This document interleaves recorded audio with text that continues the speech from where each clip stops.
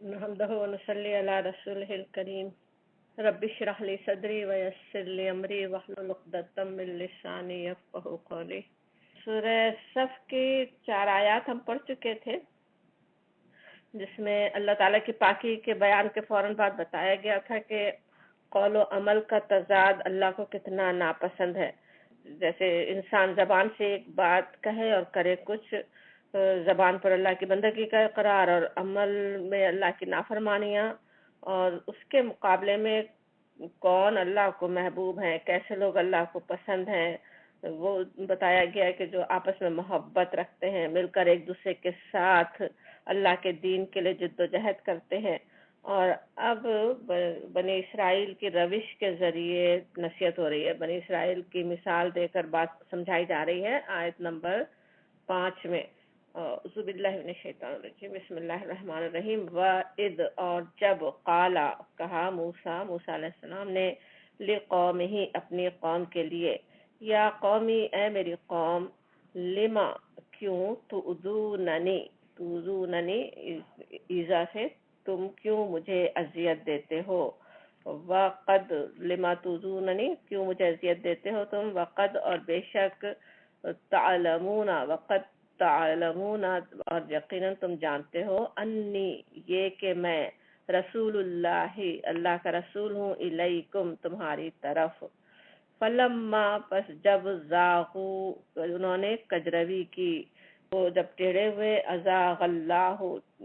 ٹیڑے کر دیے اللہ نے، قلوبہم ان کے دل، واللہ اور اللہ لا یہدی القوم الفاسقین اور اللہ ہدایت نہیں دیتا فاسق قوم کو، فسق کرنے والوں کو۔ اب یہاں پہ بات ہو رہی ہے، بتایا جا رہا ہے کہ موسیٰ علیہ السلام کی ظاہر مثال پیش کی گئی کہ کس طرح انہوں نے کہا اپنی قوم سے کہ کیوں مجھے اذیت دیتے ہو، اب کیوں اذیت کیا تھی جو وہ دے رہے تھے، لما تُؤْذُونَنِی جس طرح انہوں نے کہا فرمایا حضرت موسیٰ علیہ السلام نے۔ ہم سورہ بقرہ کی شروع سے ہی دیکھتے آ رہے ہیں، قرآن میں کئی جگہ تذکرہ آتا ہے کہ انہوں نے کیسی کیسی اذیتیں دی، ان کی اپنی کتابوں میں بھی بہت تفصیل ہے، لیکن قرآن میں بھی ہے اس کا تذکرہ کئی جگہ۔ سورہ بقرہ کے شروع میں ہی تھا کہ فرعون سے نجات ملتے ہی کیسے وہ شرک میں مبتلا ہوئے، جب اللہ تعالیٰ نے ہدایت دینے کے لیے انہیں بلایا، تورات دینے کے لیے موسیٰ علیہ السلام کو، پیچھے انہوں نے کس طرح بچڑے کو معبود بنا لیا۔ پھر ان کا قول یاد دلایا گیا تھا سورہ بقرہ میں، وَإِذْ قُلْتُمْ يَا مُوسَىٰ لَن نُؤْمِنَ لَكَ حَتَّىٰ نَرَى اللَّهَ جَهْرَةً، کہ یاد کرو جب تم نے موسیٰ سے کہا تھا کہ ہم تمہارے کہنے کا ہرگز یقین نہیں کریں گے جب تک کہ اپنی آنکھوں سے علانیہ اللہ کو نہ دیکھ لیں۔ سوچے کتنی اذیت دینے والی بات ہے نا، نبی اللہ کے رسول ہے، پتہ ہے، اور پھر نہیں ہم مانیں گے نہیں جب تک خود دیکھ لیں کہ اللہ تعالیٰ آپ سے کلام کر رہا ہے۔ پھر طرح طرح کے کھانوں کے مطالبے کرتے ہیں، لیکن شہر میں داخل ہونے سے انکار، تیار ہی نہیں ہے کہ فلسطین پر جن لوگوں نے، فلسطینیوں نے قبضہ کیا ہوا تھا، ان سے مقابلے کے لیے کہتے ہیں کہ تم اور تمہارا خدا جاؤ، صاف صاف کہہ دیتے ہیں۔ اور پھر جس طرح یہاں کہا جا رہا ہے کہ وقت تعلمون انی رسول اللہ علیکم، اور حالانکہ تم خوب جانتے ہو، اس کے قد جس طرح آ رہا ہے نا امفیسس کے لیے، کہ میں تمہاری طرف اللہ کا بھیجا ہوا رسول ہوں۔ اب اللہ کے رسول جانتے تھے اچھی طرح، بنی اسرائیل کو پتا تھا کہ حضرت موسیٰ علیہ السلام اللہ کے رسول ہی ہیں، اور جب اللہ کے رسول ہے پتا ہو تو پھر کیا ہونا چاہیے، ان کی مکمل اطاعت کی ضرورت ہوتی ہے نا، اللہ کے رسول کی پوری اطاعت کرنا ہوتا ہے، کیونکہ اللہ کے رسول کا حکم اللہ کی طرف سے ہی ہوتا ہے، اللہ کا ہی حکم ہوتا ہے۔ اس سے سمجھ میں بھی آتا ہے کہ بنی اسرائیل جو اذیت موسیٰ علیہ السلام کو دے رہے تھے، وہ اصل میں کیا تھی، ان کی نافرمانی کی اذیت تھی، ان کی بات نہیں مان رہے ہیں، جب وہ حکم دے اسے ماننے کو تیار نہ ہو، ان کی اطاعت نہ کر رہے ہوں، تو وہ یہ کہتے ہیں کہ کیوں تم مجھے اذیت دیتے ہو جبکہ تم جانتے ہو کہ میں اللہ کا رسول ہوں۔ اور پھر اس کا نتیجہ کیا ہوا، فلما زاغوا ازاغ اللہ قلوبہم، زاغو اور ازاغا کا جو لفظ ہے، زیغ سے غین، اس کے معنی ہوتے ہیں جیسے حالت استقامت سے ایک جانب مائل ہو جانا، جیسے سیدھے راستے سے ہٹ جانا، سیدھی حالت سے ٹیڑھا ہو جانا۔ کجی کہتے ہیں نا اردو میں، کسی کوئی چیز مڑ جائے، کجی کا آ جانا۔ اور ازاغا کہیں تو اس نے پھیر دیا، ٹیڑھا کر دیا، زاغو وہ پھر گئے. تو اب بات یہاں پہ ہو تو رہی ہے بنی اسرائیل کی، لیکن اصل میں اللہ کی سنت بیان ہو رہی ہے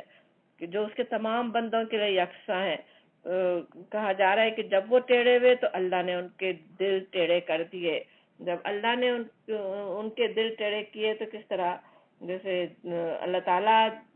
مطلب کیا ہوا کہ اپنی سنت کے مطابق اللہ تعالیٰ نے ان کو بھی بار بار تنبیہ کی، تذکیر کی. اس کے بعد بھی جب انہوں نے اپنے دل کے رخ کو سیدھا نہیں کیا، اللہ کی طرف نہیں بڑھے، بلکہ انہوں نے کجی کو ہی اپنے لیے پسند کیا، تو پھر کیا ہوتا ہے. یعنی اللہ کی سنت جب ہم کہیں تو کیا مطلب ہے کہ فطرت ہی یعنی ہوتا ہی اس طرح ہے دنیا میں کہ انسانی طبیعت کا خاصہ ہی ہے، خصوصیت ہی ہے انسانی مزاج کی کہ آدمی اس کو جس رخ پر لگاتا ہے اسی رخ پہ لگ جاتے ہیں نا. اپنی طبیعت ہی اگر عقل اور فطرت کے خلاف اسے غلط رخ پہ موڑ دے، شروع میں تو فیل ہوگا، محسوس ہوگا کہ ہم غلط کر رہے ہیں. جیسے مثال کے طور پہ دیکھ سکتے ہیں حیا کس طرح اللہ تعالیٰ نے اندر رکھی ہوئی ہے نا. انسان بے حیائی کی طرف اگر جائے، اپنے آپ کو ننگا کرنا چاہے، اپنے آپ کو اوریاں کرنا چاہے، تو پہلے تو شرم محسوس ہوگی، لیکن جتنا کرتا جاتا ہے اتنے ہی اس کو فیل بھی نہیں ہوتا، پھر اپنی اوریانی سمجھ میں بھی نہیں آتی، اس کو حیا ہی نہیں محسوس ہوتی. تو اسی طرح وہ خود بخود ہی پھر طبیعت اسی سانچے پہ ڈھل جاتی ہے، دوسری طرف ہی چلا جاتا ہے، انسان ٹیڑھا ہی پھر ہو جاتا ہے. تو بالکل وہی معاملہ ہدایت اور گمراہی کے معاملے میں اللہ تعالیٰ کا ہے نا. وہی اللہ تعالیٰ کسی کو ظاہر ہدایت پر مجبور کرتا ہے نہ گمراہی پہ. انسان کے اندر نیکی اور بدی کا شعور رکھا، اس کو آزادی بخشی کہ چاہے وہ نیکی کا راستہ اختیار کرے چاہے بدی کا. جب وہ نیکی کے راستے پر چلتا ہے اللہ تعالیٰ بھی اس کو ہدایت دیتا ہے، اس کے توفیق عطا فرماتا ہے، ہدایت پر چلنا اس کے لیے آسان کر دیتا ہے. اور جب وہ خود ہی بدی کی راہ پر جانا چاہے تو پھر کیا ہوتا ہے، اللہ تعالیٰ بھی اس کو ڈھیل دے دیتا ہے، اسی طرف ہو جاتا ہے. جو انسان کرے گا ظاہر ہے وہ ویسے ہی پھل نکلے گا نا. سوچنے کی بات ہے، ایک انسان کوئی غلط بیج لگائے اور اس سے میٹھا پھل کیسے مل جائے گا. کسی بھی امتحان میں، کسی بزنس میں، کسی فیلڈ میں کامیاب ہونے کی کوشش ہی نہ کریں اور اس میں شاندار کامیابی کیسے حاصل ہو جائے گی. جس طرف انسان جا رہا ہوگا، جو کر رہا ہوگا وہی تو اس کو حاصل ہوگا، جیسی کوشش ہوگی ویسے ہی اس کا پھل نکلے گا. واللہ لا یہدی القوم الفاسقین. اب یہ آیت بھی بہت ہی، یہ بھی بلکہ پوری آیت ہی بہت ہی یاد رکھنے والی ہے نا، بڑی تنبیہ اس میں ہے کہ ایک انسان جب لا یہدی کہنا کس طرح ہوتا ہے، اللہ ہدایت نہیں دیتا، حالانکہ اللہ ہدایت دینے والا ہے، لیکن وہی جیسے ابھی ہم نے اوپر سمجھا تھا کہ انسانی طبیعت ہی ایسی ہے، دنیا میں ہوتا ہی اس طرح ہے. کوئی اگر ہدایت خود نہیں چاہ رہا ہے، خود اپنے لیے فسق کو پسند کر رہا ہے، تو پھر اسے ہدایت بھی نہیں ملتی اس کو. اور لا یہدی کہنے میں صرف ہدایت ہی نہیں بلکہ کام نہیں بنتے، اس کے دوسرے کامیابی نہیں حاصل ہوتی کہ کس طرح اللہ تعالیٰ کی جیسے رحمت سے اپنے آپ کو انسان اس طرح محروم کر لیتا ہے نا. ایک انسان جب اللہ کی دی ہوئی فطرت سے بغاوت کرے، اس کے بتائے ہوئے سیدھے راستے سے منہ موڑے، تو گویا خود ہی اس نے اپنے آپ کو تباہی کے راستے پر ڈال دیا نا. اللہ تعالیٰ ویسے تو بہت ہی رحیم اور کریم ہے، فوراً ہی نہیں پکڑتا، لیکن انسان خود جیسے خود تو کوشش کر لی اس نے اپنے آپ کو اللہ کی رحمت سے محروم کرنے کی. اگر وہ ٹیڑھے راستے پر گیا، اگر وہ غلط راستے پر گیا، پھر خود ہی اگر نہیں پلٹے، استغفار کر کے سیدھے راستے پہ نہیں آ جائے، اپنے لیے فسق ہی کا راستہ پسند کر لے، تو پھر کیا ہے، پھر وہ اپنے آپ کو بالکل ہدایت سے محروم ہی کر دیتا ہے.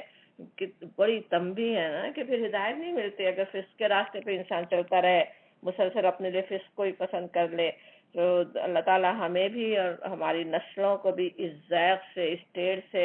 اور سیدھے راستے سے ہٹ جانے سے اپنی پناہ میں رکھ لیں، صراط مستقیم پر چلنے کی توفیق سے بھی کبھی محروم نہ ہو جائیں. توفیق مل سکتی ہے، کتنی نافرمان بندوں کو بھی اللہ تعالیٰ ہدایت دے بھی دیتا ہے نا، لیکن اللہ تعالیٰ کے پاس ہے پورے اس کی سنت ہے، اس کو پتہ ہے، وہ خود ہدایت کا انتظام فرماتا ہے. اسے ہر ایک کی دل کی کیفیت کا معلوم ہے کہ سامنے ہدایت آنے کے بعد اس نے کتنی دفعہ ہدایت کو ٹھکرایا اور اب وقت ختم ہو گیا، اب ہدایت نہیں مل سکتی. تو اس طرح سے یہاں پہ فیصلہ ہو جاتا ہے کہ فاسقین کو جو فسق کرے، جو اللہ کی نافرمانی ہی کو اپنے لیے پسند کر لے، پھر انہیں ہدایت نہیں ملتی پلٹنے کی۔ پھر کہا جا رہا ہے وَإِذْ قَالَ عِيسَى ابْنُ مَرْيَمَ، اور جب کہا عیسیٰ ابن مریم نے، یا بنی اسرائیل، اے بنی اسرائیل، انی رسول اللہ الیکم، بے شک میں رسول ہوں اللہ کا، الیکم تمہاری طرف، مصدقا لما بین یدی من التوراۃ، مصدقا تصدیق کرنے والا، لما اس کی جو بین یدیہ کہیں تو مطلب ہوتا ہے جیسے جو مجھ سے پہلے جو میرے سامنے موجود ہے، من التوراۃ، تورات میں، تورات سے، ومبشرم برسول، اور مبشر بشارت دینے والا ہوں، خوشخبری دینے والا ہوں، رسول کی، یاتی جو آئے گا، من بعدی میرے بعد، اسمہ احمد، اس کا نام احمد ہوگا۔ فلما پس جب جاءہم آیا ان کے پاس، بالبینات روشن نشانیوں کے ساتھ، قالو انہوں نے کہا، ھذا وہ یہ سحر مبین، کھلا جادو ہے، کھلا سحر ہے، انہوں نے کہا۔ اب یہاں پہ بات ہو رہی کہ اور وَإِذْ قَالَ عِيسَى ابْنُ مَرْيَمَ، جب عیسیٰ علیہ السلام نے کہا، پہلے ابھی موسیٰ علیہ السلام کا تذکرہ تھا، بنی اسرائیل کے عروج کے دور کا، اس وقت جو انہوں نے نافرمانی کی اللہ کے رسول کی۔ اب اس کے بعد بتایا جا رہا ہے کہ کس طرح جب انہوں نے اپنے دلوں کو ٹیڑھا کیا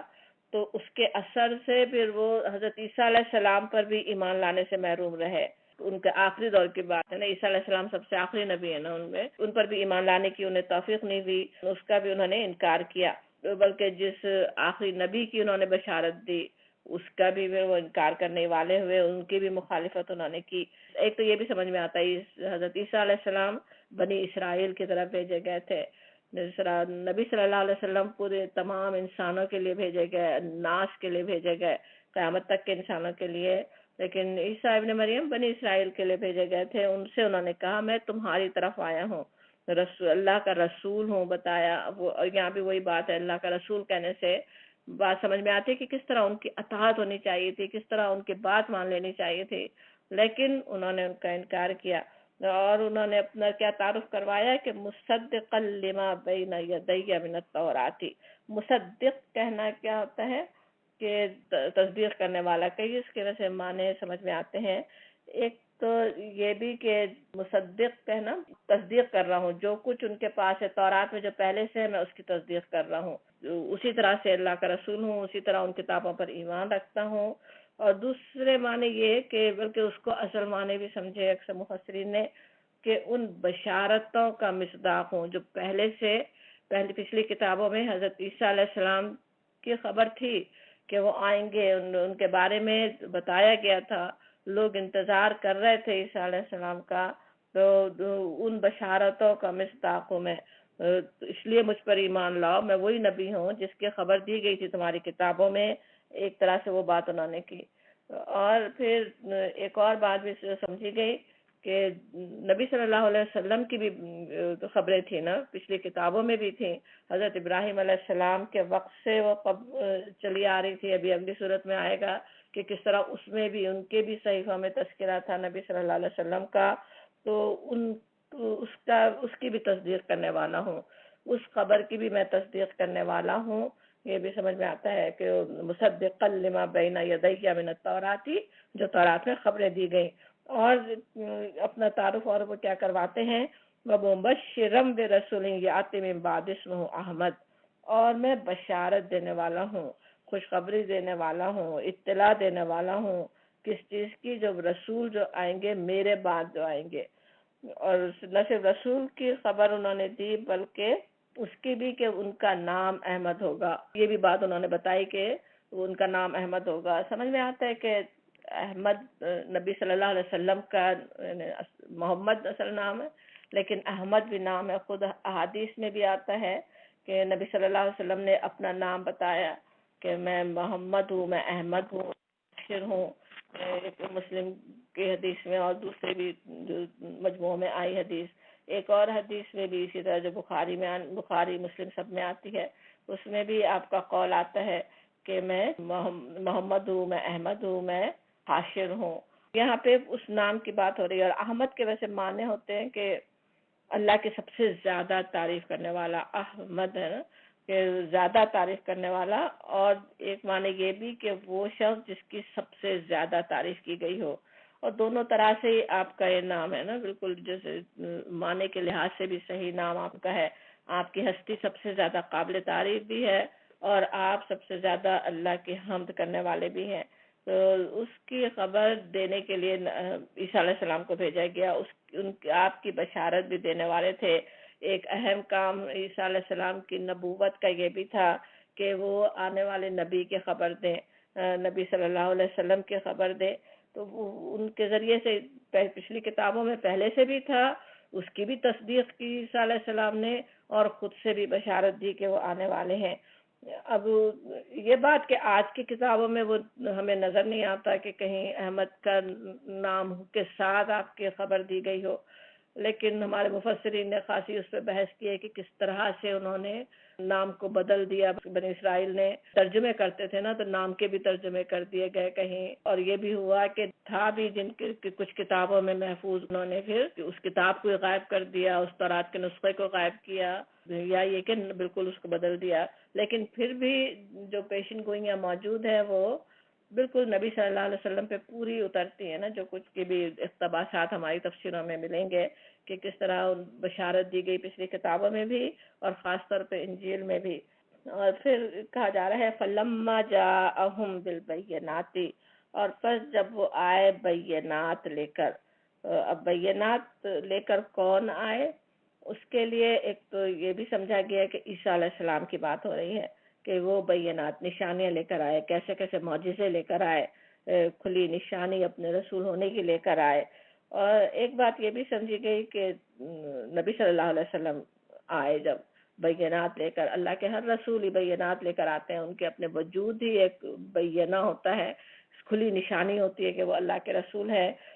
تو وہ لے کر جب آئے، اب اللہ عالم دونوں ہی ہو سکتے ہیں، دونوں پہ یہ بات پوری اترتی ہے، عیسیٰ علیہ السلام کے لیے بھی، نبی صلی اللہ علیہ وسلم کے لیے بھی، کہ فَلَمَّا جَاءَهُم بِالْبَيِّنَاتِ قَالُوا، اب کہنے والے کون ہیں؟ عیسیٰ علیہ السلام کا اگر سوچیں تو بنی اسرائیل ہیں، اور یا پھر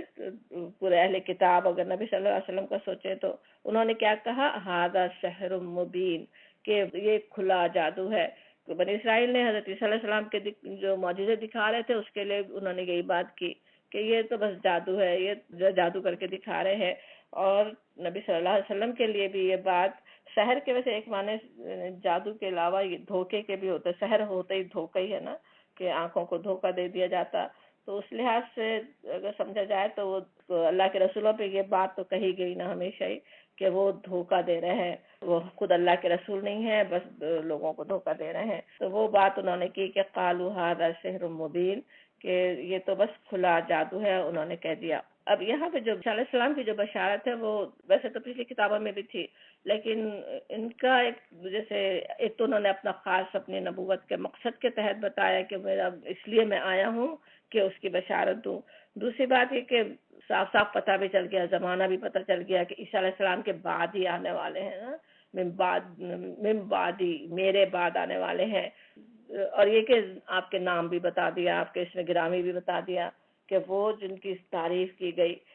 وہ جو کہ تعریف کرنے والے ہیں جن کا نام احمد ہے، نہیں کھلی بشارت پہلے دے دی۔ کتنی ایسے بڑی چیز تھی نا کہ اہل کتاب کے پاس بالکل صاف صاف بات موجود تھی کہ نبی صلی اللہ علیہ وسلم آئیں گے، ان کے اپنے رسول اپنے نبی نے بشارت دی، بتا دیا، صاف صاف کھول کر بتا دیا۔ اور اس کے بعد بھی ایمان لانے کے بجائے انہوں نے کیا کیا کہ وہ اسے بس سحر قرار دیا، اسے دھوکہ قرار دیا، اسے جادو قرار دیا، اس پہ ایمان لانے کے بجائے۔ ومن ازلم، اور اب جو اس طرح کرے ان کے لیے پھر کیا بات ہوتی ہے کہ اور کون ہوگا ازلم، اس سے بڑا ظالم، ممن افترا، ممن کیا ہوتا ہے، من اور من ہوتا ہے نا، اس سے جو، اب افطرا یاد ہوگا، بالکل کوئی بات نہیں ہو اور اس کو کہنا بالکل جھوٹ، جس کے کوئی سر پیر نہ ہو، ایسی بات کہنا، افطرا باندھنا، جھوٹا بہتان کسی پر باندھنا، علی اللہ الکذب، اللہ پر جھوٹ کا، اللہ پہ انہوں نے بہتان باندھا، اللہ پہ افطرا جو کرے اس سے بڑا ظالم کون ہوگا۔ قرآن میں کئی جگہ آیتیں اس طرح کی ہیں نا، ومن ازلم کہہ کر، اور جہاں بھی ومن ازلم ہے اکثر اس کے بعد یہی بات ہے کہ جو سب سے بڑا ظالم وہ ہے جو اللہ پہ جھوٹ باندھے۔ اللہ پہ جھوٹ باندھنا کیا ہوتا ہے؟ جس طرح یہاں پہ مثال ہے کہ اللہ کے رسول ہیں، وہ بتا رہے ہیں کہ میں اللہ کا رسول ہوں، اللہ کی طرف سے پیغام پہنچا رہے ہیں، اور وہ اسے جھوٹا قرار دے دیں، اللہ کی بات کو نہیں مانے، اللہ کے رسول سے نکلنے والی منہ سے نکلنے والی بات اللہ کی بات ہے، اسی کو جھوٹا قرار دے دیں، اس کو نہیں مانے، تو وہ سب سے بڑے ظالم ہے۔ اور وہ بھی اس وقت جبکہ وہ ہوا اور وہ یدعا الی الاسلامی، اور جبکہ وہ پکارا جائے، بلایا جائے، جس کو یدعا کہیں تو جس کو دعوت دی جاتی ہے، الی الاسلامی، اسلام کی طرف، اسلام کی طرف، اللہ کی رحمت کی طرف بلایا جا رہا ہے، اللہ کے دین کو سمجھایا جا رہا ہے، انہیں بتایا جا رہا، اور وہ اس کو جھوٹ قرار دے دے، ماننے کے بجائے یقین کرنے کے لیے تیار نہیں ہو، ان کی بات ماننے کے لیے تیار نہیں ہو، وہ سب سے بڑے ظالم ہیں۔ سب سے بڑے ظالم ویسے ظلم کس پہ کر رہے ہیں؟ ظاہر اپنے سب سے پہلا سب سے بڑا ظلم تو اپنے ہی اوپر انسان کرتا ہے نا، جب انکار کرے، جب ایمان نہ لائے، اپنی جو اس کی اپنی اصل حقیقت ہے کہ وہ اللہ کا بندہ ہے، اس سے ہی وہ انکار کر رہا ہے، اپنے آپ کو کتنی یعنی دنیا اور آخرت کی ساری بھلائیوں سے خود وہ محروم کر رہا ہے، اور جب انکار کرے تو ظاہر دنیا میں بھی ظالم بن کر ہی زندگی گزارتا ہے، تو وہ سب سے بڑا ظالم ہے جو کہ اللہ پہ افطرا باندھے۔ واللہ لا یہدی القوم الظالمین، اور اللہ ہدایت نہیں دیتا ظالم قوم کو، اس کو ظالموں کو ہدایت دینے والا نہیں ہے۔ بالکل اسی طرح کی بات جیسے ابھی پچھلی آیت میں تھا، واللہ لا یہدی القوم الفاسقین، اللہ ہدایت نہیں دیتا فاسقوں کو۔ اور یہاں ظالم وہی جن کی بات ہو رہی تھی آیت کے شروع میں، فمن ازلم، جو اللہ کے رسول کا انکار کرنے والے ہوں، اللہ کے رسول کی اطاعت نہیں کرنے والے ہوں، ان کو پھر راہ نظر نہیں آتی، وہ خود اپنی جانوں پہ ظلم ڈھانے والے ہوتے ہیں۔ ایک اللہ تعالیٰ نے تو ان پر احسان فرمایا، اپنے رسول بھیجے، ان کے رہنمائی کے لیے، ہدایت کے لیے انتظام فرمایا اتنا بہترین، اور وہ اس احسان کے قدر کرنے کے بجائے اپنے آپ کو خود ہی اللہ تعالیٰ کی ناراضی کا شکار کر لیں، اپنے آپ کو خود شامت زدہ بنا دیں، خود اپنے آپ کو ہدایت سے دور کرنا چاہیں، پھر ان کو اللہ تعالیٰ بھی چھوڑ دیتا ہے، پھر اللہ تعالیٰ انہیں ہدایت نہیں دیتا۔ ایسے ظلم کرنے والوں کو بات کہی جا رہی ہے، اور ان کا کیا حال ہے کہ بجائے ایمان لانے کے بجائے، اب یہاں یہ جو مثالیں پیش کی جا رہی بنی اسرائیل کے، وہ سب ظاہر ہے ہماری ہدایت کے لیے ہے کہ کیا انجام ہوتا ہے نا۔ بات جیسے شروع ہوئی تھی سورہ صف کے شروع میں، اللہ کو وہ لوگ پسند نہیں ہے، کیسے کبورہ مقتن ہے اللہ کے نزدیک کہ ایک انسان ایک زبان سے ایک بات کہے اور کرے کچھ۔ منافقت کہاں تک پہنچاتی ہے، ایک اپنے قول و عمل کا تضاد انسان کو کہاں تک پہنچاتا ہے، کس طرح انسان اپنے آپ کو ہدایت سے پھر محروم ہی کر لیتا ہے، وہاں تک بات پہنچ سکتی ہے۔ وہ یہاں پہ تنبیہ ہو رہی ہے ایک طرح سے کہ وہ اس طرح تم یہ نہ کر لو، ایسا نہ ہو کہ ہدایت سے اپنے آپ کو محروم کر لو، اگر اس ظلم کے راستے پر چلے ہدایت سے ہی محروم ہو سکتے ہو۔ کتنی بڑی تنبیہ ہے نا ہر مومن کے لیے، ہر مسلمان کے لیے۔ اور پھر کہا جا رہا یریدونا، ارادہ رکھتے ہیں، چاہتے ہیں، ان کا کیا ارادہ ہے کہ کر دیں، ان کا مقصد یہ ہے، وہ چاہتے یہ ہیں یطفئوا نور اللہ، اللہ کے نور کو بجھا دیں، بافواہہم، اپنے پھونکوں سے، واللہ، اور اللہ، متم، پورا کرنے والا ہے، نور ہی، اپنے نور کو، ولو، اور خواہ کریہ الکافرون، اور کافروں کو کتنا ہی ناگوار ہو، کریہ ہوتا نا ناگوار ہونا، پسند نہیں آنا، تو انہیں کتنا ہی ناپسند ہو، کتنا ہی انہیں ناگوار ہو، لیکن اللہ تعالیٰ اسے پورا کرنے والا ہے۔ کون ارادہ رکھتے ہیں؟ جو انکار کر رہے ہیں۔ انکار کس کر رہے ہیں؟ کون؟ نبی صلی اللہ علیہ وسلم کا جو آج انکار کر رہے ہیں، وہ کیا چاہتے ہیں؟ وہ جنہوں نے نبی صلی اللہ علیہ وسلم کے لیے کہا کہ یہ تو بس شعر و مبین ہے، پورا جادو ہے، ان کا ارادہ یہ ہے کہ اپنے منہ کی پھونکوں سے، بافواہہم کہنا جو ہے، افواہ جو ہوتا ہے نا منہوں کے لیے آتا ہے نا پلورل، کہ اپنے منہوں سے کرنے سے کیا مراد ہوا ہے کہ جو اپنی باتوں سے، اپنے پروپیگنڈوں سے، اپنے سازشوں سے، اپنی کوششیں جو کر رہے ہیں ان سب کی طرف اشارہ ہو رہا ہے۔ اس کے ذریعے سے وہ کیا چاہتے ہیں؟ یطفئوا نور اللہ، اللہ کے نور کو بجھا دینا چاہتے ہیں۔ تفئۃ النار کے معنی ہوتے آگ کا بجھ جانا، اطفأتھا کے معنی ہوتے جیسے پھونک سے بجھا دینا۔ کہ وہ چاہتے ہیں جیسے پھونکوں سے بجھا دیں اس نور کو. اللہ تعالیٰ کا نور ہے، ہدایت ہے، اس ہدایت کے نور کو وہ بجھا دینا چاہتے ہیں. وہ تو چاہتے ہیں، لیکن اللہ کا کیا ارادہ ہے؟ واللہ، اور اللہ متمو کہیں تو کس طرح ہوتا ہے؟ تما سے ہے نا، میم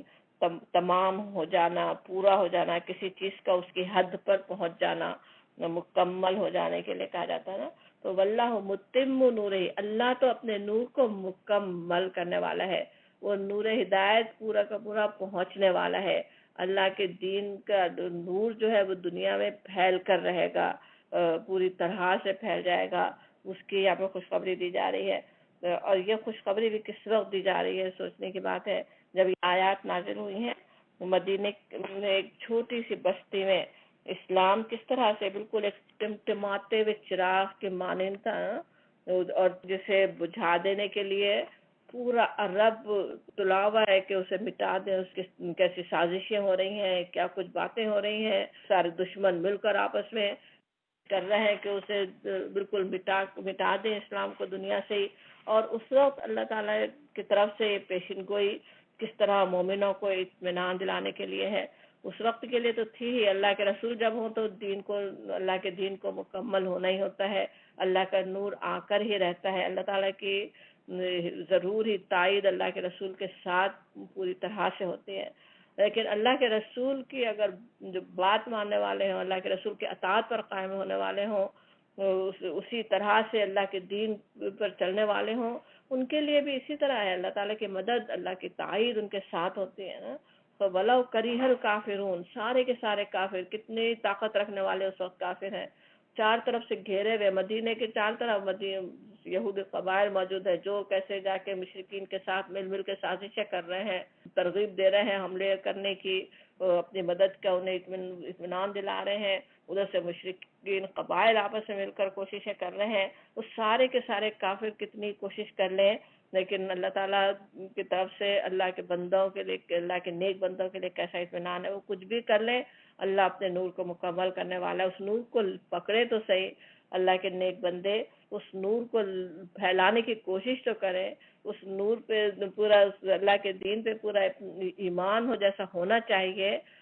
زبان سے بس ایمان کا دعوے اور اپنے عمل میں کچھ بھی نہیں، اس طرح سے اگر نہ ہو، اللہ کی مدد ضرور آنے والی ہے. اللہ تعالیٰ قائم کر کے رہے گا اللہ کے نور کو. اطمینان یہاں پہ دلایا جا رہا ہے اور کہا جاتا ہے هو الذی، وہی ہے جس نے ارسلہ بھیجا رسولہ اپنے رسول کو بالہدا ہدایت کے ساتھ، ودین الحق اور دین حق کے ساتھ، سچے دین کے ساتھ بھیجا. لیظہرہ، لی تاکہ، یظہرو کا جو لفظ ہے ظہرہ کے معنی ہوتے ہیں نا غالب ہونا، تاکہ غالب کر دے اس کو، دین کو غالب کرنے کے لیے، الدینہ، دینوں پر اور دین پر، یعنی جو سارے دنیا میں طریقے چل رہے ہوں، جو دین چل رہے ہوں، اس پر غالب کرنے کے لیے اللہ نے اپنا دین بھیجا ہے، دین حق بھیجا ہے، ہدایت بھیجی ہے. الدین کلہ، تمام دینوں پر، ہر دین پر. ولو، اور خواہ کری حل مشرکون، مشرکین کو کتنا ہی ناگوار ہو، اس دین کو اللہ تعالیٰ غالب کرنے ہی والا ہے. بات بتائی جا رہی ہے. اب یہاں پہ جو اوپر تھا نا، جیسے واللہ متم نورہ ولو کریہ الکافرون کہا جا رہا تھا، اس کی جیسے وضاحت اور ہو رہی ہے نا، کہ اللہ تعالیٰ جو اپنے نور کو مکمل کرنے والا ہے، جو نور کو کامل کرنے کا جس نے فیصلہ کیا ہوا ہے، اس نے اپنے ہدایت اور اپنے دین حق کے ساتھ اپنے رسول کو بھیجا ہے کہ اس دین کو کرۂ زمین کے تمام ادیان پہ غالب کر دے. اور یہ بات لازماً ہو کر رہے گی، یہ بھی بتا دیا جا رہا ہے. مشرکین کو کتنے ہی ناگوار ہو، کتنا ہی وہ زور لگائیں، پورا زور تو لگاتے ہیں، ان کی طاقت، ان کا زور دیکھ کر مسلمان سہم نہیں جائیں، مسلمان خوفزدہ نہیں ہوں، وہ کچھ بھی کر لے، اللہ تعالیٰ تو دین کو غالب ہی کرنے والا ہے. ضرور وہ وقت آئے گا کہ پورا دین غالب ہو جائے. اور ہم دیکھتے ہیں کہ پیشن گوئی کتنے کم عرصے میں پوری بھی ہوئی نا. اللہ تعالیٰ نے اپنے رسول کی کس طرح سے مدد کی، کیسی ان کی ساری کوششیں، کہ کتنی زبردست قسم کی کوششیں جو انہوں نے کی. غزوہ احزاب میں سارے کے سارے مل کر حملہ کر رہے ہوں، صلح حدیبیہ کے وقت کیا کچھ شرارتیں وہ کر رہے ہوں، لیکن کس طرح سے اللہ تعالیٰ نے انہیں مسلمانوں کی کیسی مدد کی، اور جو کس طرح فتح مکہ ہوا، اور کس طرح سے پورا عرب پہ اللہ کا دین غالب ہو گیا، کس طرح پوری دنیا تک وہ دین پہنچا، وہ اس کا یہاں پہ جو وعدہ تھا، پیشن گوئی تھی، وہ پوری ہو کر ہی رہی نا۔ بالکل اسی طرح کی بات ایسے سورہ توبہ میں بھی کہی گئی، یریدون ان یطفئوا نور اللہ بافواہہم، وہ چاہتے ہیں کہ اللہ کے نور کو اپنے منہوں کی پھونکوں سے بجھا دیں، وَيَأْبَى اللَّهُ إِلَّا أَن يُتِمَّ نُورَهُ وَلَوْ كَرِهَ الْكَافِرُونَ، اور اللہ کا کیا فیصلہ ہے کہ وہ اپنے نور کو پورا کر کے رہے، کامل کر کے رہے، خواہ وہ کافروں کو کتنا ہی ناگوار ہو۔ هُوَ الَّذِي أَرْسَلَ رَسُولَهُ بِالْهُدَىٰ وَالدِّينِ الْحَقِّ لِيُظْهِرَهُ عَلَى الدِّينِ كُلِّهِ وَلَوْ كَرِهَ الْمُشْرِكُونَ۔ بالکل یہی آیت ہے جو سورۃ توبہ میں بھی جس طرح یہاں ہے، وہی ہے جس نے بھیجا اپنے رسول کو ہدایت اور دین حق کے ساتھ تاکہ دین پر غالب کر دے۔ اللہ کا دین غالب ہی ہونے کے لیے اسے غالب ہونا چاہیے، اللہ کے قانون کو اصل دنیا میں چلنا چاہیے اس کو، اور کون کرے گا وہ کوشش ہے؟ دین پر ایمان لانے والوں کو اس کوششوں کی ضرورت ہے نا، انہیں وہ کوشش کرنے کی ضرورت ہے۔ اسی کوشش کے لیے آگے کی آیات میں اشارہ ہو رہا ہے کہ مومنوں کے کرنے کا کام کیا ہے، مومن کیا کریں۔ کہا جا رہا ہے بہت ہی پر اثر طریقے سے، جیسے کہا جاتا ہے اس میں کہ یا ایھا الذین آمنو، اے لوگوں جو ایمان لائے ہو، ایمان والوں سے خطاب، آپ سے، مجھ سے، تمام اہل ایمان سے خطاب۔ انہیں کہا جا رہا ہے کہ اے ایمان لانے والوں، حل کیا، سوال جب کہا کیا جائے تو کس طرح بہت توجہ لینے والی بات ہوتی ہے نا، کہ بتاؤں کیا، اور یہ کہ عدلکم، عدلکم بتاؤں تم کو، دلہ سے لفظ ہے، دلہ دال لام لام کہ ہوتا ہے جیسے رہنمائی کرنا، راستہ دکھانا، کسی چیز کا پتہ بتلانا۔ دلیل کا لفظ بھی اسی سے جو اردو میں استعمال کرتے ہیں، جیسے ثبوت کے ذریعے سے کسی بات کا سمجھ میں آ جانا، ایک چیز سامنے ہے اور اس کے ذریعے سے دوسری بات سمجھ میں آ جاتی ہے نا، جیسے ایک سمجھیں کہ حرکت کر رہی ہے کوئی چیز، ہمیں پتہ چل جاتا ہے کہ وہ زندہ ہے، وہ جاندار ہے، تو اس طرح سے حل ادلکم، کیا میں تم کو بتاؤں۔ اب اور زیادہ توجہ لینے والی بات ہے نا کہ میں تمہیں بتاؤں، تو غور سے سننے کی بات ہے نا، پھر ہمارا جواب کیا ہو، ہمارا دل کیا کہہ رہا ہو، ہاں ہم جاننا چاہتے ہیں، ہاں ہمیں بتائیے، ہمیں پتہ چلے، اس کی پوری طرح کان ہمارے اس بات پہ، آگے کی بات پہ لگ جائیں۔ اللہ تعالیٰ کی طرف سے کہا جا رہا ہے ہم کو مخاطب کر کے خاص طور پہ، اے ایمان لانے والوں، کیا میں تمہیں بتاؤں، تمہیں اطلاع دوں، تمہیں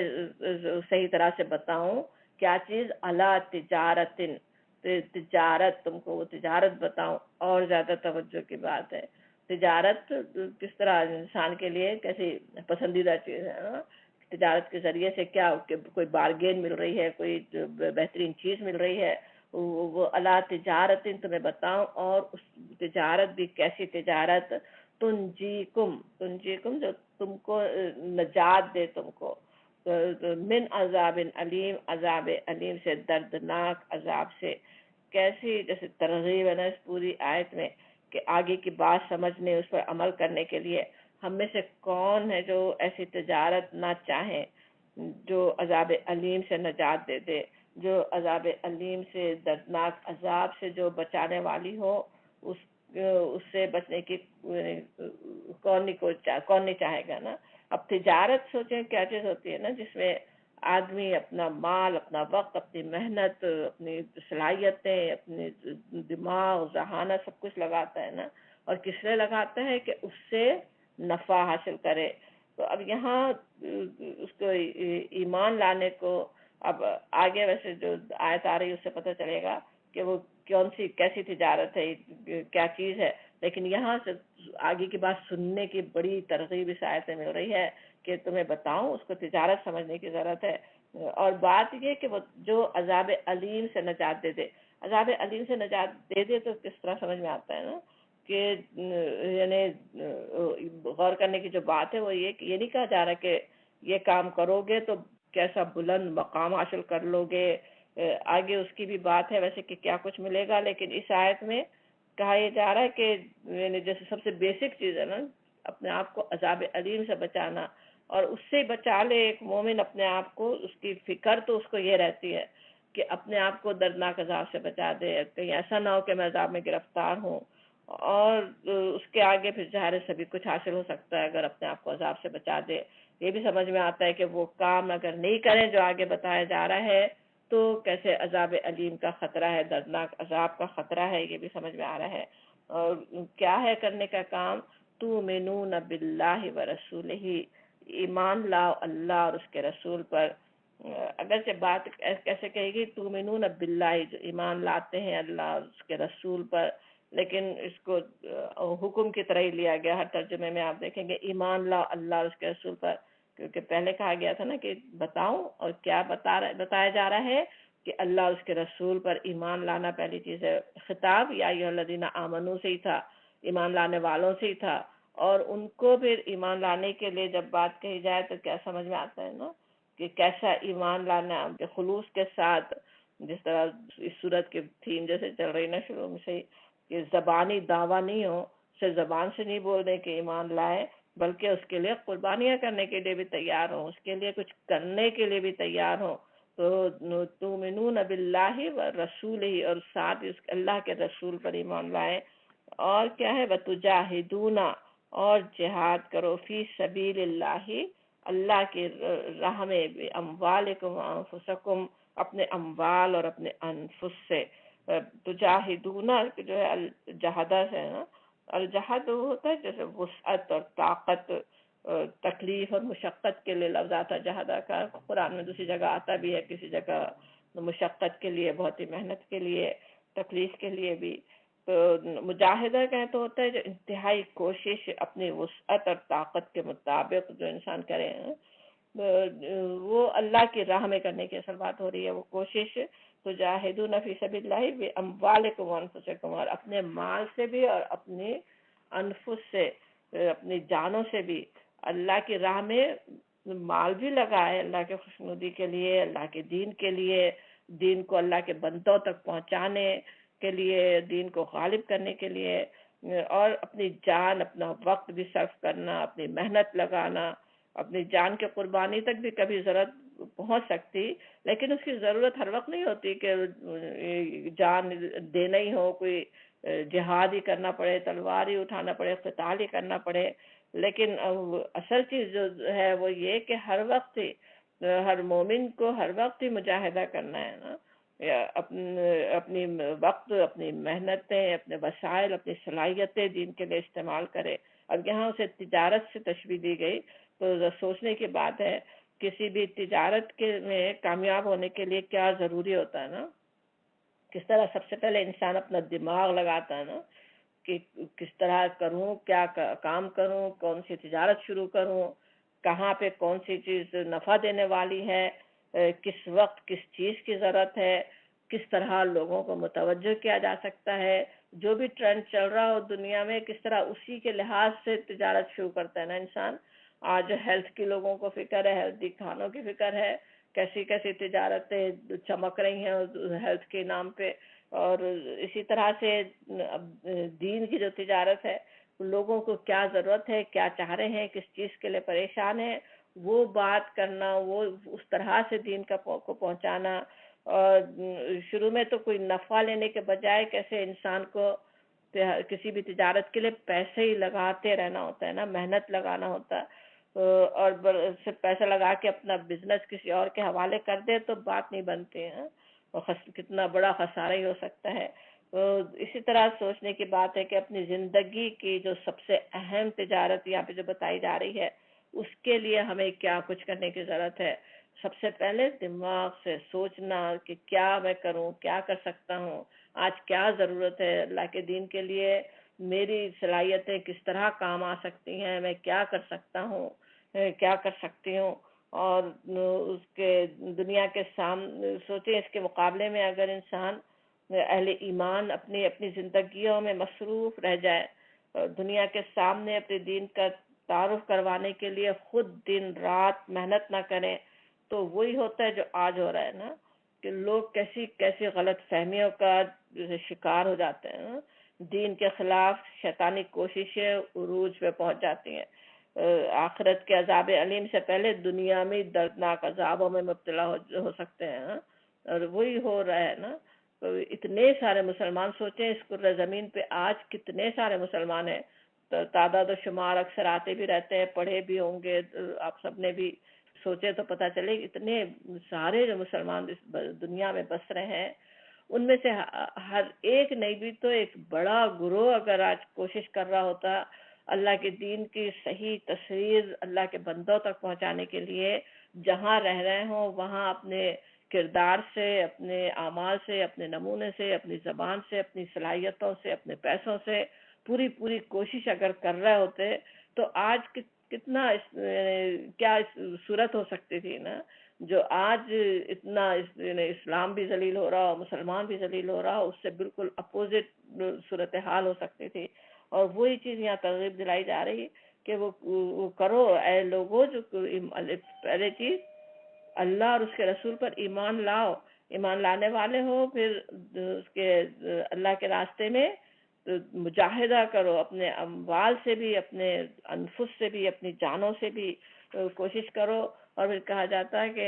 ذالکم خیر لکم ان کنتم تعلمون، یہ ہے تمہارے لیے بہتر اگر تم جانو. انسان کو وقت پر تو بڑا مشکل لگتا ہے، اپنی زندگی کو اپنے دنیا کے لیے نہیں لگا کر، اپنی ڈگری حاصل کرنے کے لیے، اپنے دوسرے دنیا کے بزنس میں اپنے کوششیں نہیں لگا کر اس کام کے لیے ذرا سا وقت دینا ہو تو بڑے گراں گزر رہا ہوتا ہے نا. بہت ہی کوئی جیسے اللہ پہ نعوذ باللہ احسان ہی کر رہے ہو تھوڑا سا کام کر کے، حالانکہ وہ کیا ہے تمہارے اپنے لیے بہتر ہے نا. ذالکم خیر لکم ان کنتم تعلمون، وہ تمہارے لیے بہتر ہوگا. کس طرح دنیا کے بھی عذاب علیم سے بچانے والا ہوگا، دنیا میں بھی عزت دینے والا ہوگا، اور پھر آخرت میں تو ہے. اسی کی طرف پھر آگے اشارہ بھی ہو رہا ہے کہ آیت نمبر 12 سورہ صف کی، یغفر لکم ذنوبکم، کیسی بشارتیں ہیں اس آیت میں. تو کہ اگر انسان وہ کام جو اس میں کہا جا رہا ہے، اللہ اور اس کے رسول پر ایمان، اللہ کے راستے میں اپنے مال اور اپنے انفس سے، اپنی جانوں سے مجاہدہ، تو پھر کیا ہوگا؟ جو خیر الکم کہا جا رہا ہے جو تمہارے لیے بہتر ہے، اس میں کیا کچھ شامل ہے؟ یغفر لکم ذنوبکم، بخش دے گا تمہارے لیے ذنوبکم، تمہارے گناہ. انسان سوچے جب یہ کام کر بھی رہے ہو، سوچے مجاہدہ کر بھی رہے ہو، اللہ کے دین کے لیے کوشش بھی کر رہے ہو، تو جتنی کوشش کرنے والا ہوگا انسان کو اتنی اپنی کمزوریاں، اپنی کوتاہیاں نظر بھی آتی ہیں. اور اندر سے اپنا نفس بیٹھا ہوا شیطان بھی کبھی مایوس کر رہا ہوتا، دوسرے لوگ بھی مایوس کر رہا ہوتے کہ فائدہ ہی کیا اس کام کا، کیا حاصل ہوگا تمہارے ایک کی کوشش سے، کیا ہونے والا ہے، ساری دنیا تو ادھر جا رہی ہے، تم کیا کر سکتے ہو. پھر یہ کہ تم ایسی غلطیاں مجھ سے ہو رہی ہیں، اتنا کوتاہیاں ہو رہی ہیں، میں کیا کر سکتا ہوں. کتنی چیزیں ہو سکتی ہیں نا. اس کے لیے یہاں ایسی بشارت ہے، جو بھی کوتاہی ہو جائے، جو بھی کمزوری ہو رہی ہو، جو بھی گناہ ہو رہے ہیں، وہ اللہ تعالیٰ بخشنے والا ہے. کوشش تو کرے انسان، چاہے تو صحیح، ارادہ تو کرے، اللہ تعالیٰ اس کے گناہوں کو معاف کر دے گا، اللہ تعالیٰ گناہوں کو بخش دے گا. اور کتنی بڑی ہماری سب سے بڑی خواہش ہماری ہے نا، یہ ہونی ہی چاہیے ہم سب کی کہ ہماری غلطیاں معاف ہو جائیں. غلطیوں کے تو ڈر ہے کہ وہ غلطیوں کی وجہ سے پکڑے نہ جائیں اللہ کے پاس. اور اللہ تعالیٰ کی طرف سے وعدہ ہو رہا ہے ان کے لیے، اللہ کے راستے میں نکلنے والوں کے لیے، اللہ کے دین کے لیے کوشش کرنے والوں کے لیے بخش دے گا اللہ تعالیٰ. کتنی کوتاہیاں بھی ہو جائیں گی، غلطیاں بھی ہو جائیں گی، مگر اللہ تعالیٰ معاف کرنے والا ہے. نہ صرف یہ کہ گناہ معاف ہو جائے، گناہ معاف کرنے والا ہے، بلکہ وَيُدْخِلْكُمْ، اور داخل کرے گا تم کو جنات تجری من تحتها الانہار، جنتوں میں، باغوں میں، جس کے نیچے نہریں بہ رہی ہوں گی، تحتها الانہار. اور وہ مساکن طیبہ، مساکن مکانات، رہنے کی جگہ، پاکیزہ طیبتاً، کیسے پاکیزہ. ہم عورتوں کے لیے تو بڑی اہم وہ لگتی نا یہ بات، کتنی گھروں سے محبت، کس طرح اچھے سے اچھے گھر کی تلاش، ایک گھر کے بعد دوسرا گھر اس سے اچھا لینے کی فکر، کیسے اس کو بہترین طریقے سے سجانے بنانے کی فکر. اور پھر بھی کبھی بھی دل مطمئن بھی نہ ہو، اور وہاں پہ وہ مل سکتا ہے، وہ گھر جو پتہ نہیں کتنی قریبی ہو، یہ دنیا کے گھر تو کتنا ہی حاصل کر لے، کتنا ہی اچھا بنا لے، وہ چھن جانے والا ہے، وہ ایک موت کا پروانہ آیا اور گیا ہاتھ سے. اب وہ گھر وہاں پہ وہ مساکن طیبتن اللہ تعالیٰ نے رکھے فی جنات عدن، ایسے باغات میں جو عدن کہے تو جو ہمیشہ ہمیشہ کی ابدی قیام کی. عدن ویسے نام بھی ہے، عدن کہا جاتا ہے نا دوسری زبانوں میں بھی، لیکن اصل اب ہمیشہ رہنے والی ابدی قیام کی جگہ، جو ایسے باغات ہمیشہ رہنے والے باغات میں رہنے مساکن طیبتن ان کے لیے ہے. اور وہ چیز وہ کیا ہے؟ ذالک الفوز العظیم، یہ ہے بڑی کامیابی، وہ اصل بڑی کامیابی ہے جس کی طرف انسان کو بڑھنے کی ضرورت ہے، جس کی طرف انسان کو جانے کی ضرورت ہے. بالکل یہی بات ہے سورہ توبہ میں بھی، اس کی آیت نمبر 111 ہے نا، جس میں کہا گیا کہ ان اللہ اشترى من المؤمنین انفسهم واموالهم بان لهم الجنہ، کہ اللہ نے اہل ایمان سے ان کی جانیں ان کے مال جنت کے عوض میں خرید لیے، اس کے بدلے خرید لیے. یہی بات ہے نا، دوسرے انداز سے بس کہی گئی کہ اللہ نے خرید لیے، بدلے میں جنت ہے. یہاں اپنا مال اپنی جان لگاؤ تم، اور دنیا میں اللہ کی رضا کے مطابق اپنی زندگی بسر کرو، اس کے لیے مال خرچ کرو، اور وہاں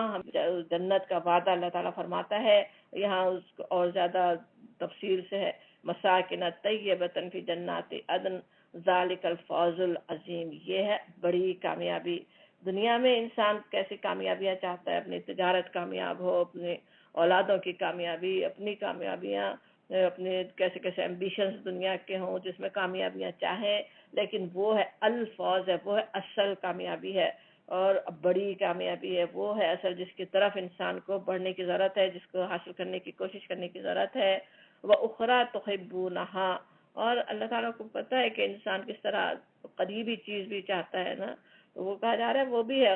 جس کو تم پسند کرتے ہو، تحبونها، جسے تم چاہتے ہو، محبت کرتے ہو، جسے پسند کرتے ہو. انسان صرف آخرت کی نہیں دنیا کی بھی کامیابی چاہتا ہے نا، وہ بھی ہے. اللہ تعالیٰ فرماتے ہیں لیکن وہ چیز اصل نہیں ہے نا، اصل چیز وہ ہے جو پہلے کہی گئی، مغفرت کا وعدہ، وہ فوز العظیم، وہ آخرت کی، لیکن دنیا بھی مل جائے گی. اس کی مومن کا اصل مقصود وہ نہیں ہے، لیکن اللہ تعالیٰ وہ بھی دے دے گا. نصر من اللہ و فتح قریب، کہ اللہ کی مدد و فتح قریب، اور قریبی فتح مل جائے، دنیا میں بھی انسان کو کامیابی مل جائے، غلبہ مل جائے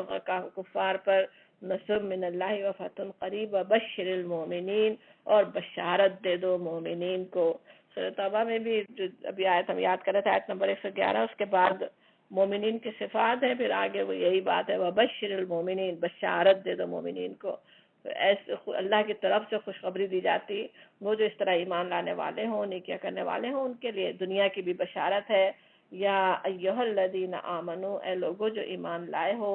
کونو انصار اللہ، یا پھر دوبارہ خطاب کر کے دوبارہ احساس دلایا جا رہا ہے تم ایمان لانے والے ہو. مجھے آپ کو کہا جا رہا ہے کہ اے ایمان لانے والو، کیا کرو تم، کیا تمہارا کام ہے، کیا ایک اگر مومن ہو تو کیا کرنے کی ضرورت ہے؟ کونو، ہو جاؤ، انصار اللہ، اللہ کے مددگار. کما قال عیسی ابن مریم، جیسے کہا تھا عیسیٰ ابن مریم نے، للحواریین من انصار اللہ، کون ہے جو اللہ کی طرف میرا مددگار ہوتا ہے؟ قال الحواریون، حواریوں نے کہا، نحن انصار اللہ، ہم ہیں اللہ کے مددگار. فآمنت طائفۃ، اور بس ایمان لایا ایک طائفہ، ایک گروہ، من بنی اسرائیل، بنی اسرائیل میں سے، وکفرت طائفہ، اور ایک گروہ نے انکار کیا. فأیدنا، بس ہم نے تائید کی، الذین آمنوا، ان لوگوں کی جو ایمان لائے تھے، علی عدوہم، ان کے دشمنوں پر، فاصبحوا ظاہرین، اور وہی غالب ہو کر رہے. اب یہاں ہم جیسے شروع میں ہم سمجھ رہے تھے یا ایھا الذین آمنوا کہہ کر ہم سب کو خطاب کر کے حکم ہو رہا ہے، دیا جا رہا، تاکید ہو رہی ہے کہ کونو انصار اللہ، اللہ کے مددگار بن جاؤ. اب اللہ کے مددگار بن جاؤ کا کیا مطلب ہے؟ اللہ کے مددگار ہونا کیا چیز ہے، سمجھنے کی بات ہے. حالانکہ پتہ ہے کہ اللہ اپنے بندوں کی مدد کا محتاج نہیں ہے، اللہ کو کوئی ضرورت نہیں ہے ہماری مدد کی، لیکن اللہ تعالیٰ نے دنیا میں جس طرح سے معاملے ہوتے ہیں، انسان کو کفر ایمان دونوں کی جیسے آزادی دی ہے نا، انسان چاہے اللہ کی اطاعت کرے، چاہے نافرمانی کرے، معصیت کرے، دونوں کی آزادی ہے۔ ایسا نہیں ہے کہ اللہ تعالیٰ اگرچہ العزیز ہے، القاہر ہے، جو الجبار ہے، چاہے تو کر سکتا ہے کہ اپنی طاقت سے مومن بنا دے، لیکن وہ کام نہیں اللہ تعالیٰ فرماتا ہے نا، ان کو خود سے مطیع نہیں بناتا، بلکہ کس طرح ہوتا ہے، انبیاء اور اپنی کتابوں کے ذریعے لوگوں کو راہ راست دکھانے کا طریقہ ہے نا اللہ کا، اور جو پھر اپنی رضا سے، اپنی رغبت خود ایمان لائیں، خود اللہ کے مطیع بن جائیں، فرمانبردار بن جائیں، تو وہ پھر محسن ہیں، وہ پھر کامیاب ہونے والے ہیں نا۔ تو اور اس کام میں پھر جو لوگ مدد کریں، اسی کام میں اللہ کے دین کو پہنچانے میں، اللہ کی کتابوں، اللہ کے رسول کے پیغام کو اللہ کے بندوں تک پہنچانے کے لیے جو کام کر رہے ہوں، انہیں اللہ تعالیٰ نے انصار اللہ کہا نا، قرآن میں اور بھی جگہ کہا گیا اور یہاں پہ بھی کہا جا رہا ہے کہ اللہ کے مددگار بن جاؤ، ایک اعزاز کی طرح ہے نا۔ حالانکہ اللہ کی مدد نہیں کرتا ایک مومن یہ کام کر کے،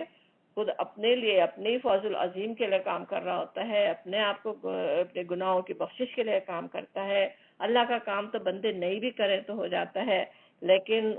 اللہ کی طرف سے ان کو انصار اللہ کہنا کیسی بڑی بات ہے کہ وہ کہا جا رہا ہے کہ مددگار بن جاؤ اللہ کے، وہی کام کرو جو اللہ تعالیٰ اپنے بندوں کو ہدایت دینے کے لیے جو کام اللہ تعالیٰ فرماتا ہے، وہ کام اللہ کے بندے کر لیں تو کیسے بڑے اعزاز کی بات ہے، اور وہ بن جاؤ۔ اور پھر کہا جاتا، مثال ان کی دی جاتی، جس طرح سے کہا تھا عیسیٰ ابن مریم نے حواریوں کے لیے، حواری کا جو لفظ ہے ان کے لیے خاص طور پہ جس طرح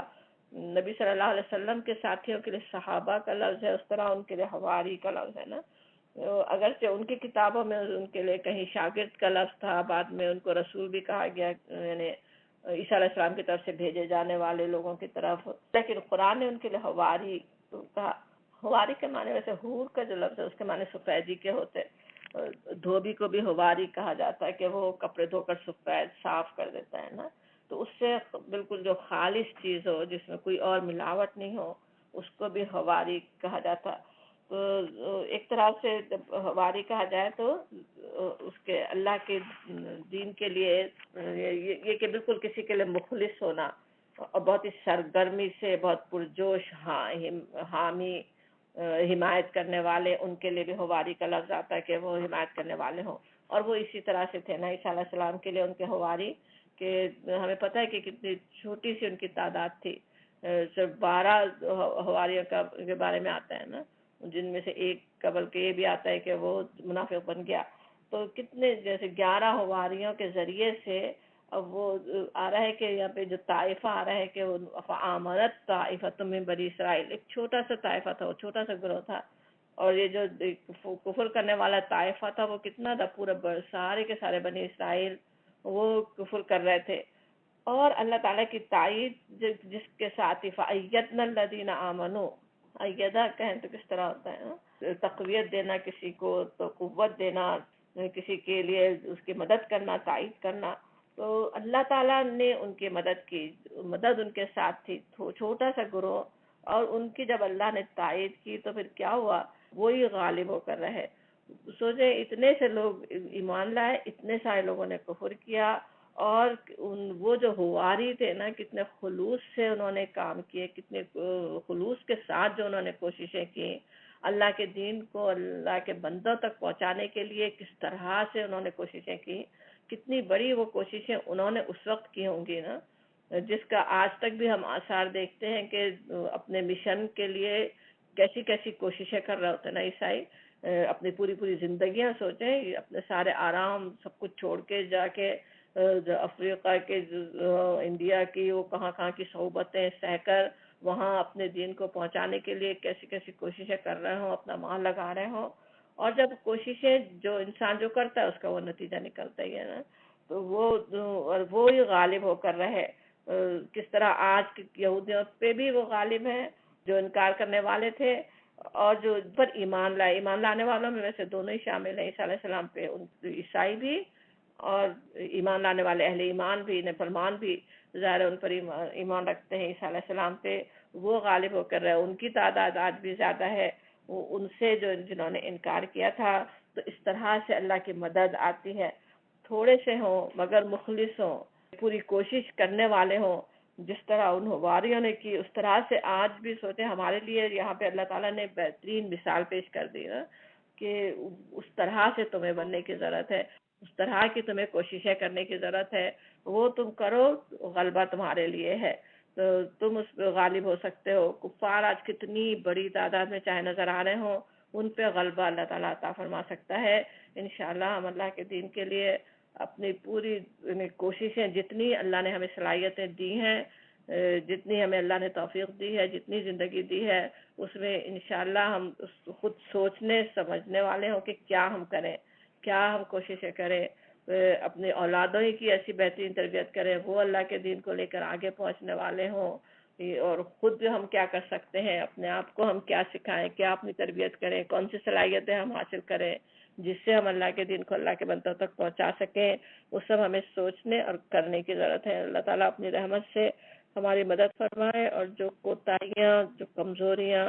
ہم سے ہو جاتی ہیں، اللہ تعالیٰ اپنی رحمت سے اسے معاف فرمائے۔ وآخر دعوانا الحمدللہ رب العالمین۔